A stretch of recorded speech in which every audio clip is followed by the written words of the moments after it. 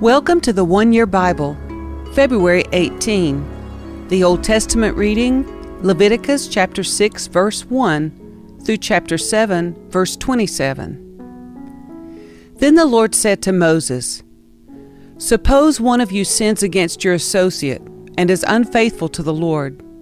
Suppose you cheat in a deal involving a security deposit, or you steal, or commit fraud, or you find lost property and lie about it, or you lie while swearing to tell the truth, or you commit any other such sin. If you have sinned in any of these ways, you are guilty.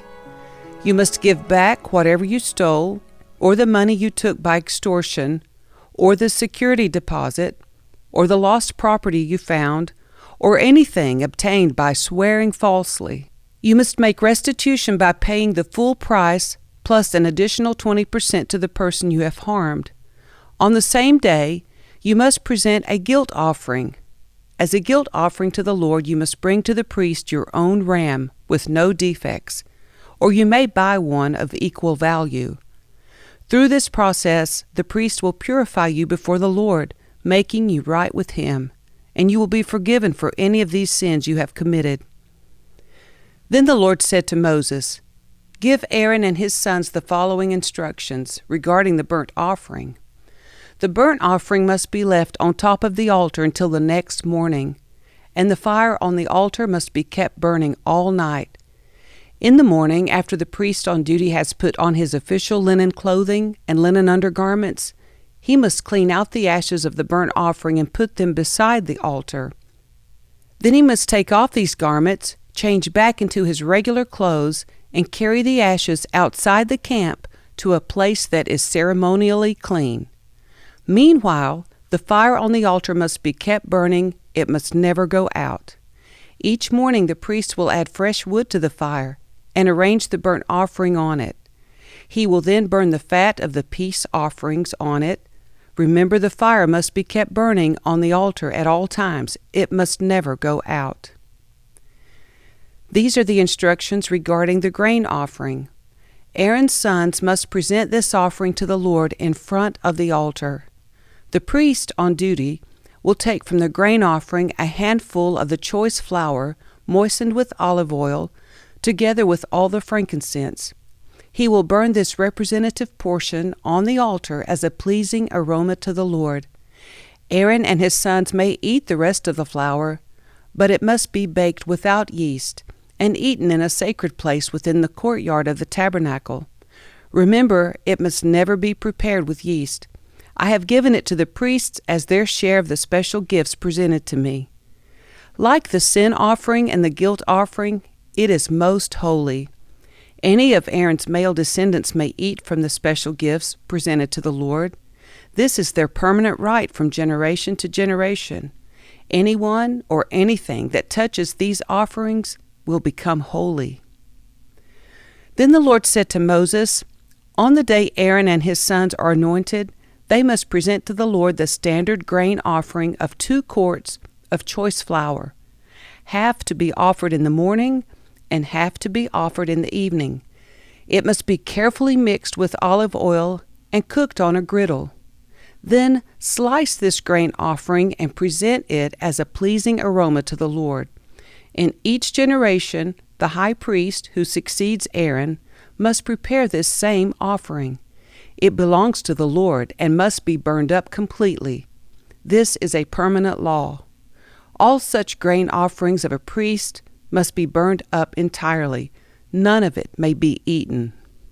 Then the Lord said to Moses, "Give Aaron and his sons the following instructions regarding the sin offering. The animal given as an offering for sin is a most holy offering, and it must be slaughtered in the Lord's presence, at the place where the burnt offerings are slaughtered. The priest who offers the sacrifice as a sin offering must eat his portion in a sacred place within the courtyard of the tabernacle. Anyone or anything that touches the sacrificial meat will become holy. If any of the sacrificial blood spatters on a person's clothing, the soiled garment must be washed in a sacred place. If a clay pot is used, to boil the sacrificial meat, it must then be broken. If a bronze pot is used, it must be scoured and thoroughly rinsed with water. Any male from a priest's family may eat from this offering. It is most holy. But the offering for sin may not be eaten if its blood was brought into the tabernacle as an offering for purification in the holy place. It must be completely burned with fire. These are the instructions for the guilt offering. It is most holy. The animal sacrificed as a guilt offering must be slaughtered at the place where the burnt offerings are slaughtered, and its blood must be splattered against all sides of the altar. The priest will then offer all its fat on the altar, including the fat of the broad tail, and the fat around the internal organs, the 2 kidneys, and the fat around them near the loins, and the long lobe of the liver. These are to be removed with the kidneys, and the priest will burn them on the altar as a special gift presented to the Lord. This is the guilt offering. Any male from a priest's family may eat the meat. It must be eaten in a sacred place, for it is most holy. The same instructions apply to both the guilt offering and the sin offering. Both belong to the priest who uses them to purify someone, making that person right with the Lord. In the case of the burnt offering, the priest may keep the hide of the sacrificed animal. Any grain offering that has been baked in an oven, prepared in a pan, or cooked on a griddle belongs to the priest who presents it. All other grain offerings, whether made of dry flour or flour moistened with olive oil, are to be shared equally among all the priests, the descendants of Aaron. These are the instructions regarding the different kinds of peace offerings that may be presented to the Lord. If you present your peace offering as an expression of thanksgiving, the usual animal sacrifice must be accompanied by various kinds of bread made without yeast, then cakes mixed with olive oil, wafers spread with oil, and cakes made of choice flour mixed with olive oil. This peace offering of thanksgiving must also be accompanied by loaves of bread made with yeast. One of each kind of bread must be presented as a gift to the Lord. It will then belong to the priest who splatters the blood of the peace offering against the altar. The meat of the peace offering of thanksgiving must be eaten on the same day it is offered. None of it may be saved for the next morning. If you bring an offering to fulfill a vow, or as a voluntary offering, the meat must be eaten on the same day the sacrifice is offered, but whatever is left over may be eaten on the second day. Any meat left over until the third day must be completely burned up. If any of the meat from the peace offering is eaten on the third day, the person who presented it will not be accepted by the Lord. You will receive no credit for offering it. By then the meat will be contaminated. If you eat it, you will be punished for your sin. Meat that touches anything ceremonially unclean may not be eaten. It must be completely burned up. The rest of the meat may be eaten, but only by people who are ceremonially clean. If you are ceremonially unclean and you eat meat from a peace offering that was presented to the Lord, you will be cut off from the community. If you touch anything that is unclean, whether it is human defilement or an unclean animal or any other unclean, detestable thing, and then eat meat from a peace offering presented to the Lord, you will be cut off from the community. Then the Lord said to Moses, "Give the following instructions to the people of Israel. You must never eat fat, whether from cattle, sheep, or goats. The fat of an animal found dead or torn to pieces by wild animals must never be eaten, though it may be used for any other purpose. Anyone who eats fat from an animal presented as a special gift to the Lord will be cut off from the community. No matter where you live, you must never consume the blood of any bird or animal. Anyone who consumes blood will be cut off from the community."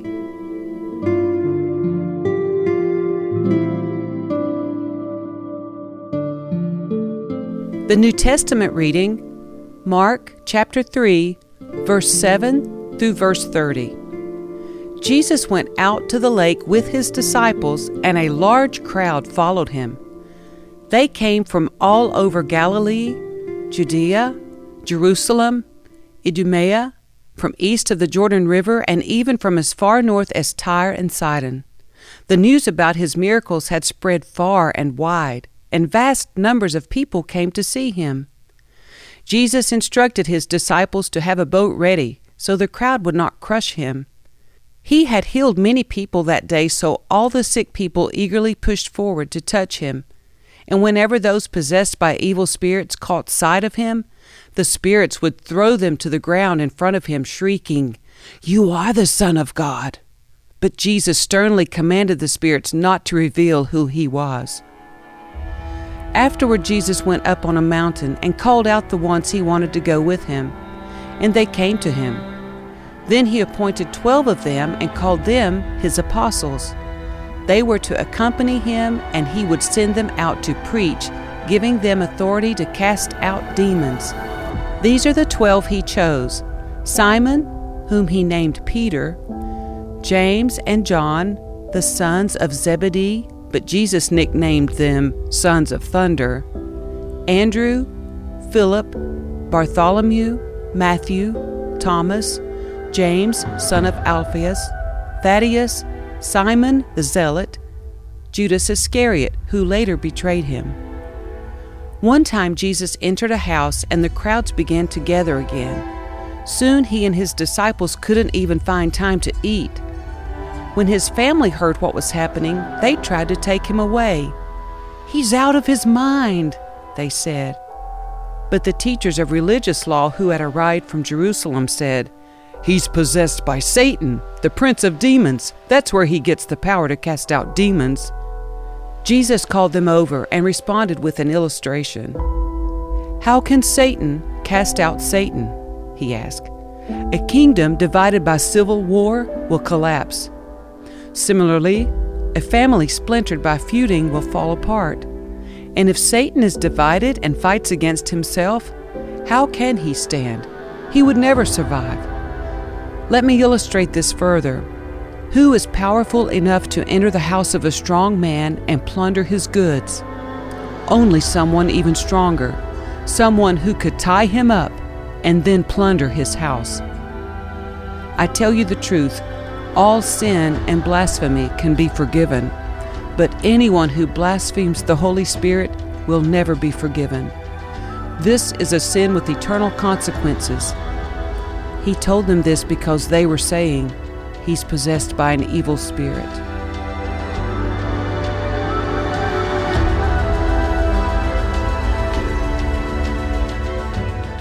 Psalm 37, verses 1 through 11. Don't worry about the wicked or envy those who do wrong, for like grass they soon fade away.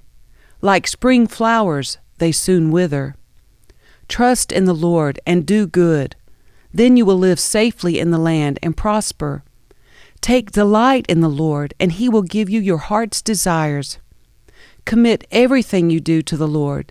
Trust Him, and He will help you. He will make your innocence radiate like the dawn, and the justice of your cause will shine like the noonday sun.